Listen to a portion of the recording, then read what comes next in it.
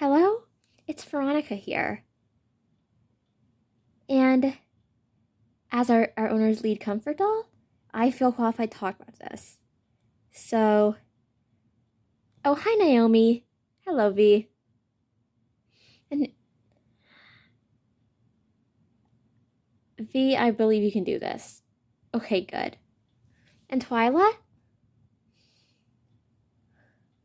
Oh, hello. Please don't bully me.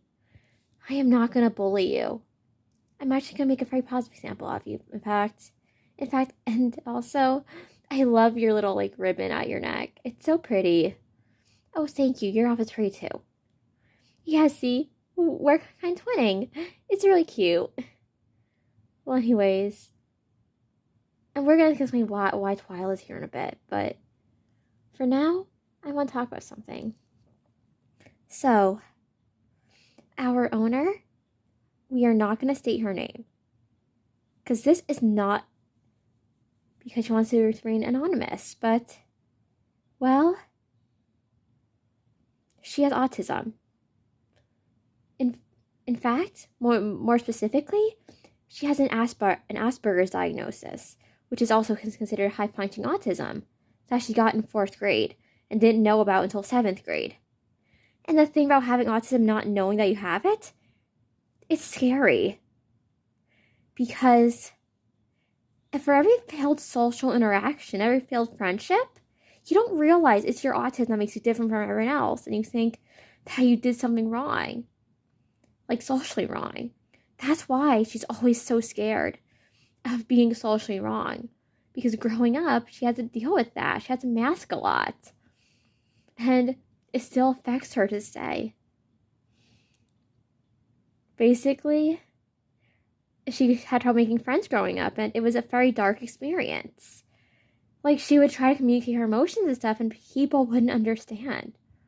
Because, well, the thing with being autistic, a lot of miscommunication happens because your neurology is very different from everyone around you, unless they're also autistic. So, yeah, you can't, even when you try to explain yourself, a miscommunication is bound to happen, and that is scary. She's still scared of making friends in real life sometimes because of past experiences. Including one where, some girl from her past, decided to, bully her and be all sarcastic. And just, it wasn't, cartoony evil. It was more subtle. It was more she would try to make friends, but then this girl would try to, ruin her, would spread rumors about her, would, ruin her chances of making friends, even though she did nothing wrong, and it was scary.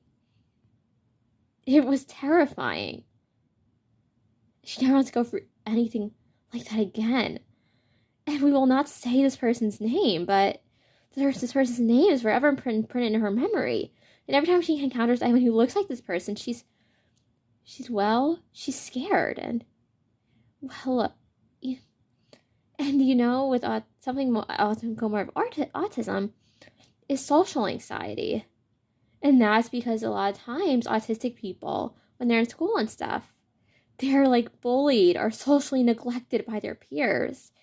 People don't always respect them or try to play with them, and there's always that social miscommunication all the time, and a million different micro miscommunications. Because, the thing with having autism, it's you literally think differently from everyone else around you. You literally express yourself differently, and people sense something's off. And the thing with kids and stuff, when they pick some neurotypical kids, not all kids are bad, but when the thing with kids can be brutal when someone is different from them. In fact, our owner has a lot of friends on the spectrum who also struggle with, who have even scarier bullying experiences than her. And, seriously, they're really, really scary. And they're subtle. It's not an overt or obvious type of bullying, which probably the scariest thing. Like, the thing she countered with, like, her, like, best friend from childhood, even. What he told her about how people would bully him. It's scary. And the fact that these neurotypicals were able to get away with it too? Horrifying. Well, let's just say, well, yeah, enough with the fact that autistic people get bullied easily. Let's talk about what autism is. So, autism is a neurological condition in which someone literally thinks differently. The strengths of it is, well, it helps you, like, it gives you the ability to hyper focus and recognize patterns more easily. And let's just say our owner, intellectually, she's kind of a genius because of it. And well, that genius is partially because she has autism. And it helps her recognize patterns and memorize things and think on a deeper, more intellectual level at times. And just overanalyze everything. Basically, she can never shut her mind off. She had trouble sleeping even because of it. But the downsides are emotional intelligence is kind of more limited compared to her more like intellectual intelligence. So with her emotional intelligence, she literally has the emotional intelligence of someone who, well, is years younger than her. Meaning, like, she doesn't recognize emotions as well. She sometimes feels too much empathy. It's overwhelming, and well, she has trouble dealing with, like, emotions, expressing her own emotions, or dealing with other people's emotions. And dealing with conflict is the scariest thing ever for her. She intensely dislikes it, and I don't say this lightly. Like, really. It's scary for her because she's kind of a perfectionist due to all her experiences. And well, she worries about every little social miscommunication. So if, like, there's a conflict, she'll want to resolve it and not have any more miscommunications and clear up all that stuff. And yet the world isn't always nice. Not everyone will always respect you. And that can be scary. And when you don't have as much emotional intelligence, you can't instinctively read other people's motivations. You can't always tell when someone's being mean or when they're being nice, or if they're being genuine, or if they're just playing with you or messing with you. Yeah, it's all very confusing. Oh yeah, and also when you have autism, it's more difficult to recognize faces due to alexithymia, which is often comorbid with it. And that can cause a lot of social challenges. And also, for years, her owner has been scared to express her emotions. She's still scared to cry around people because whenever she does get upset or cry, people always interpret it like she's being selfish or she's being rude or something. But the thing is, she doesn't mean to come off or attention seeking, but she doesn't mean to come off like that. It's all miscommunication. And the thing is, she's just trying to genuinely express her emotions. Yeah, it gets miscommunicated because her mind just works differently. The way she expresses herself is just different and more intense. And let's just say, when it comes to special interests, this section is going to be interesting. So, the thing with special interests and comfort objects often go hand in hand. A special interest is basically when an autistic person has, like, a fixation on something. And the difference between a fixation and an obsession, a fixation is healthy. It's grounding. It's something that's consistent in your everyday life that just helps you cope, that helps you deal with things. An obsession is toxic. It's not good for your mind. And obsessions are also compulsive. Fixations are comforting. And for our owner, of course, when it comes to fixations, she has us, me and Naomi. And also, she's been fixated on dolls ever since she was a kid. As for other fixations, she's also fixated on the anime movie Spirited Away because she's always loved it. And she just thinks it's really beautiful and loves this message. And then something I thought goes hand in hand with fixations is comfort characters. So, other than us, of course, you have characters like Elsa from Frozen, Tharja from Fire Emblem Awakening, Fischl from Genshin Impact. Like, she has so many comfort characters that, like, it's difficult to list them all. But, like, yeah, the thing with comfort characters, it's like, it's just like a fixation. Thinking about the character, looking at pictures of the character, it's comforting for her. Just like how sometimes when she's sad, she'll just hold me and Naomi and pet our hair and take care of us as if we're her daughters because she loves us. And now we're going on to the comfort object section. So an autistic comfort object is, well, an object the autistic person likes to hold or carry around or maybe fidget with. Just something they like to have with them that can comfort them in any situation. And for her, it's me and Naomi. She likes to hold us and play with our hair, play with our clothes because she loves us. She thinks we're beautiful. She thinks our clothes are really nice and soft to the touch. And, like, well, we've just always supported her. We've always been there for her when she needed us. And that's the role of the comfort object. And in our case, the comfort doll.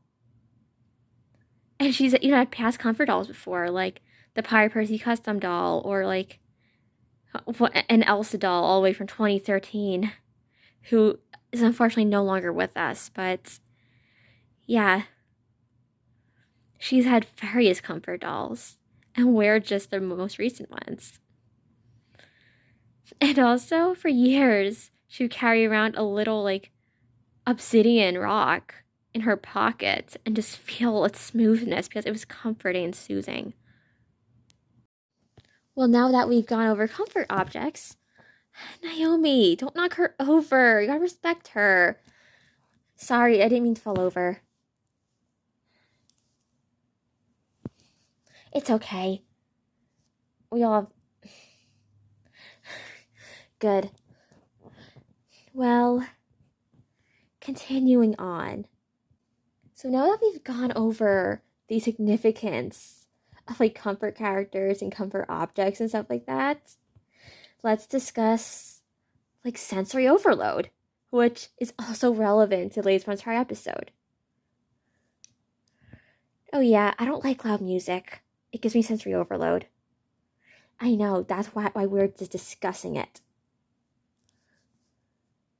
So, a big autism symptom is sensory overload. A lot of people on the autism spectrum, it's a spectrum, by the way, people have varying degrees of, like, well, needs. Like, some people are more severe and have more needs, and some people are more mild on autism spectrum and don't have as many needs as those who are severe and can be more independent. But yeah, it's a spectrum. People have different levels of needs, and some people are more self-sufficient than others. But yeah, going on with the sensory overload. So people with autism often have heightened senses, like sensitive hearing, a sensitive sense of smell, and they're also often sensitive to touch, and like other stuff like that. For our owner specifically, she has a heightened sense of hearing, meaning like what noises that are normal falling for most people are loud for her. Like she can never go to concerts because it's just overwhelming and she can't stand the noise. And also, There are certain noises that trigger her. Like babies crying, or like that clicking noise people make with their tongues. People not cracking their knuckles. Noises that, and yelling especially. That's because of the volume of it. But all noises that most people would deem normal and not overwhelming. But they're overwhelming for her. And that's the thing with sensory overload. People don't always understand it because those noises and the volume is normal for everyone else, but for you, it's overwhelming. It's too much. You just want to turn it off. Like Twyla turning off the loud music in the episode because she got sensory overload from it. That's a perfectly normal response. It wasn't being rude. She literally got sensory overload and wanted to find a solution to the problem.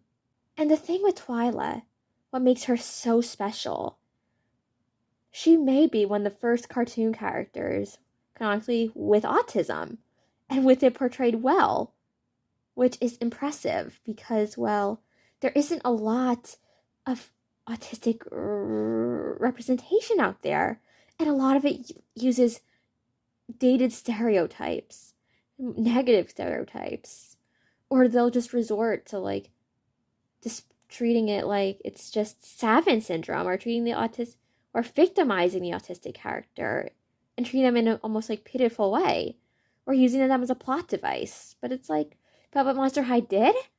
Twyla is actually as a character in the show. She's not just a plot device. She helps solve the problem by like working on her own, which that lesson's beautiful because, well, the thing with being autistic, a lot of times you work better on your own.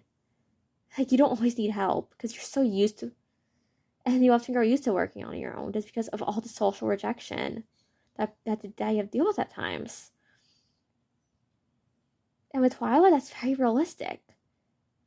And also her reading a lot in High Wayne Library because she's scared people, and because, like, well, she likes, that's also realistic because, well, the thing is, for our owner growing up, for escapism, she would often read for hours, like long fantasy novels, like college level stuff. And also, like, she would play Pokemon a lot. So one of her friends got her into it. And she even has this, like, red Nintendo 3DS that's, like, one of her most prized possessions. That has, like, hours and hours of playtime just to show how much of a fixation Pokemon was, how comforting it was. I don't know, maybe we'll show those hours, but they're a lot. Well, enough with that. You know, I really hope more shows for kids, like, will show autism in a good way, because Twyla here could be a great example for this, because she's just portrayed so well, so naturally. Even the way she fidgets with her little bracelets in the show. It's very realistic. A lot of autistic people fidget. In fact, our owner, in place of fidgeting, she would often have like a pencil with her and a piece of paper, and she would just sketch. Yeah, that's her form of fidgeting, sketching. Like all those little sketches of us she shows on channel, some of those are just, well, from when she's just anxious, just wants, or bored, and just needs something to do with her hands.